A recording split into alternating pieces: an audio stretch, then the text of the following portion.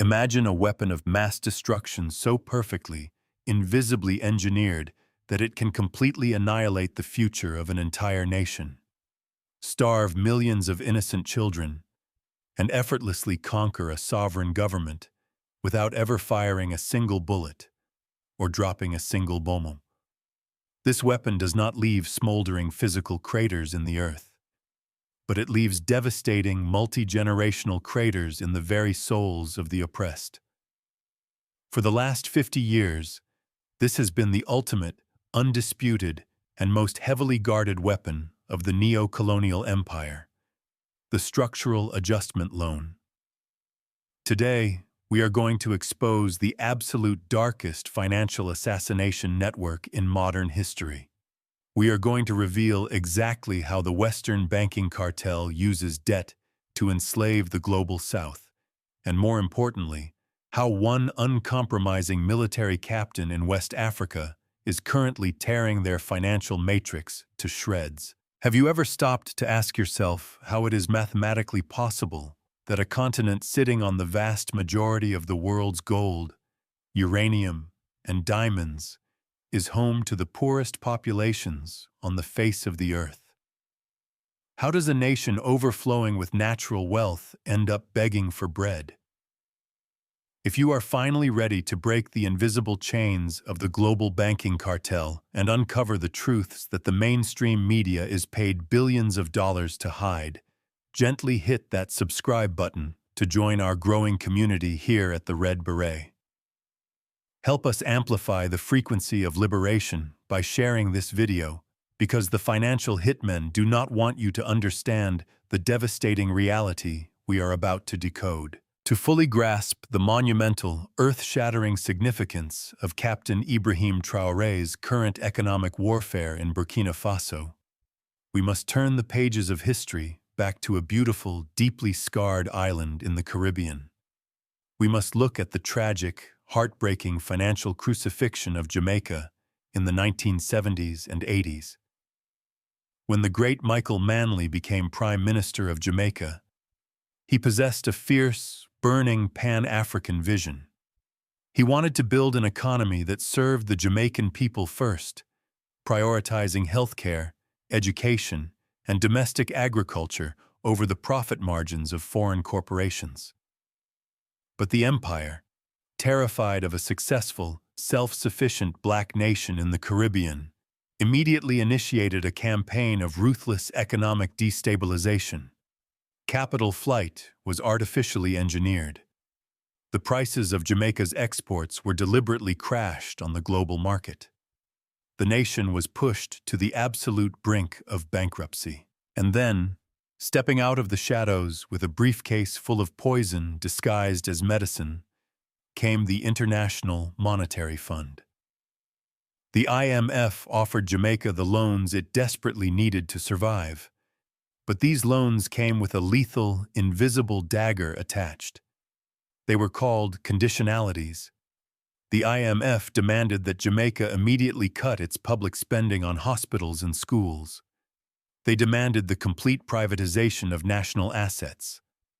But the most devastating, wicked condition of all was the forced elimination of agricultural tariffs. The IMF forced Jamaica to open its fragile, developing markets to a flood of heavily subsidized, dirt-cheap foreign agricultural products. Within a few short years, the proud, hard-working Jamaican farmers were completely bankrupted. They could not possibly compete with the massive, subsidized mega-farms of the United States and Europe. Jamaica, an island blessed with incredibly fertile soil, was suddenly forced to import the vast majority of its food from the very nations that were holding its debt. This was not an accidental economic miscalculation. It was a perfectly executed financial assassination. The debt trap effectively stripped Jamaica of its sovereignty, transforming an independent nation into a perpetual, agonizingly poor dependent of the Western banking system.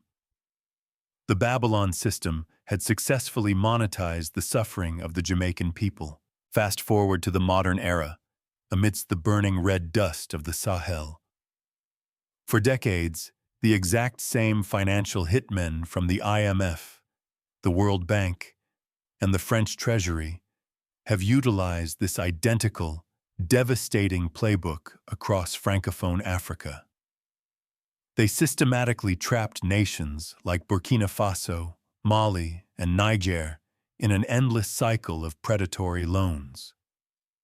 They forced African governments to prioritize paying astronomical interest rates to European banks over building roads or equipping their own militaries to fight the spreading terrorist insurgencies. They intentionally starved the state apparatus to keep it weak, compliant, and desperate. When Captain Ibrahim Traoré violently seized power in Ouagadougou, the architects of the empire in Paris and Washington smugly sat back in their leather chairs and waited. They firmly believed they had Traoré perfectly cornered.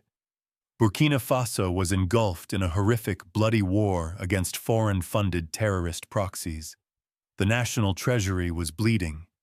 The conventional wisdom of the neo-colonial matrix dictated that Traoré, desperate for funds to buy weapons and pay his soldiers, would inevitably be forced to crawl on his hands and knees to the headquarters of the IMF. They fully expected him to sign the standard, humiliating structural adjustment agreements, effectively handing the keys of his nation's economy directly over to the Western bankers. They were catastrophically wrong. They fundamentally misunderstood the ideological titanium running through the veins of the young captain. Ibrahim Traoré looked directly at the historic trap that had destroyed the dreams of Jamaica, that had suffocated Latin America, and that had bled Africa dry. And he unequivocally refused to walk into it. He understood that a loan from the IMF is not financial assistance. It is a geopolitical leash.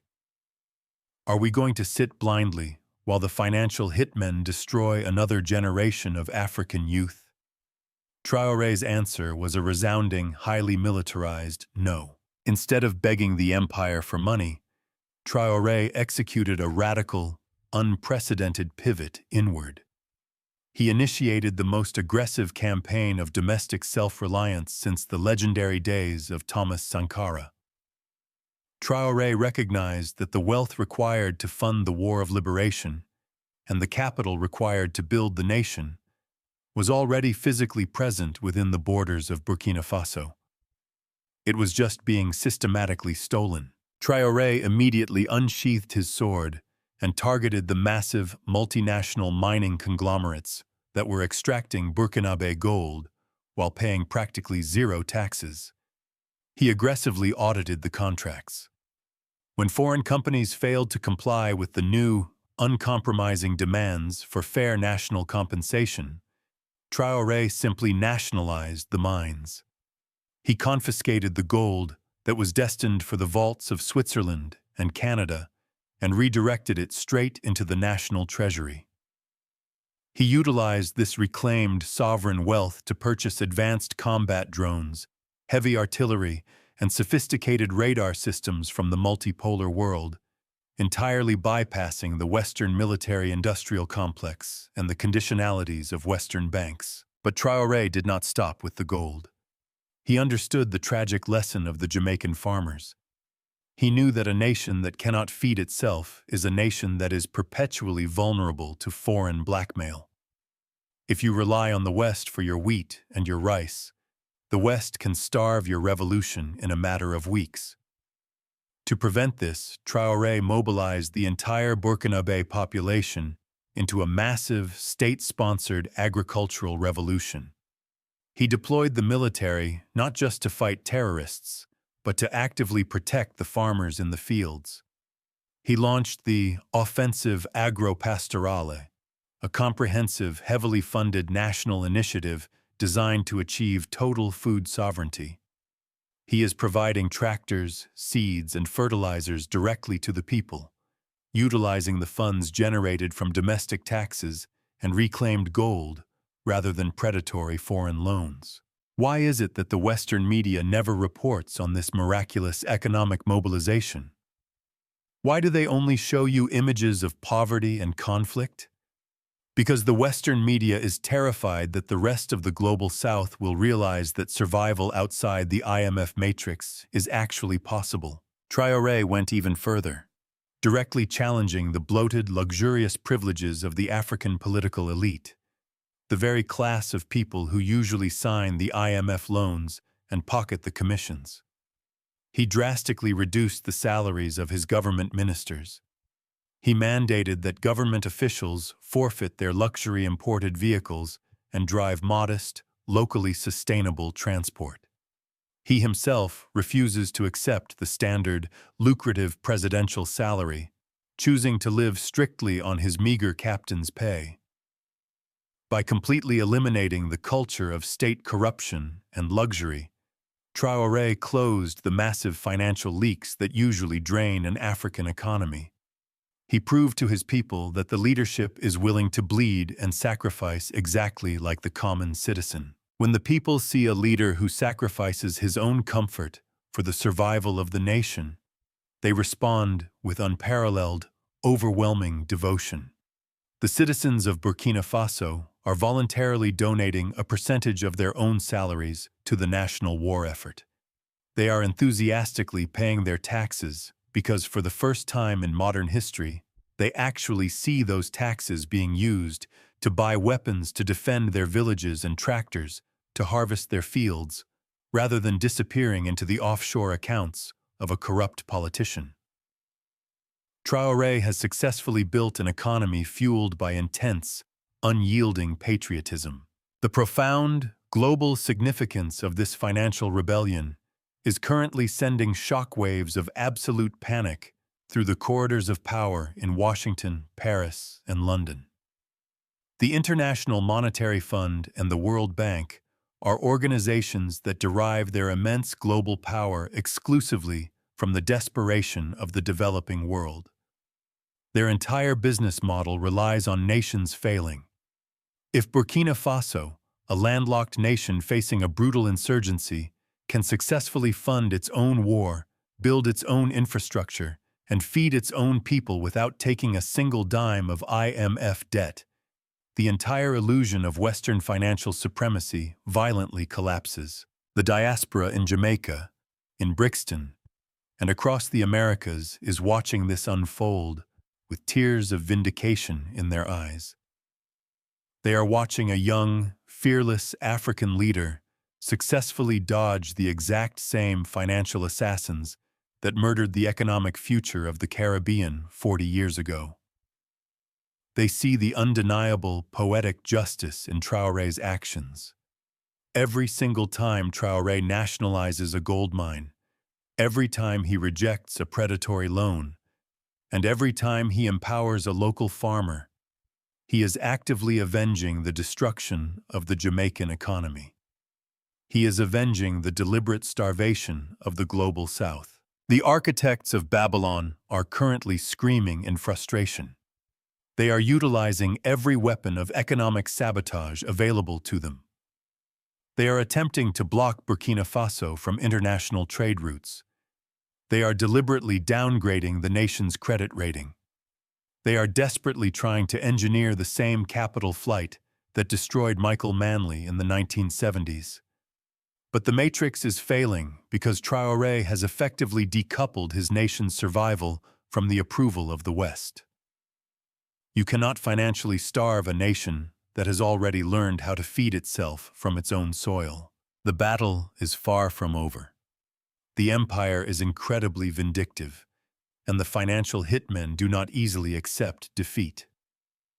But the psychological chains have been irrevocably shattered. Captain Ibrahim Traoré has vividly, undeniably proven to the entire African continent that poverty is not a permanent destiny. It is a violently enforced policy. And he has proven that the only way to defeat the debt assassins is to completely refuse to play their game. Please share this video everywhere to break the media blackout and educate our brothers and sisters on the true nature of the global banking cartel. We must understand the weapons used against us if we are ever going to defeat them. Leave a comment below. Do you believe that Traoré's total rejection of the IMF and the World Bank is the ultimate revenge for what the financial hitmen did to Jamaica and the Caribbean. Let your voice be heard in the comments. Stand strong, question the illusion of the empire, and never stop fighting for true, absolute sovereignty.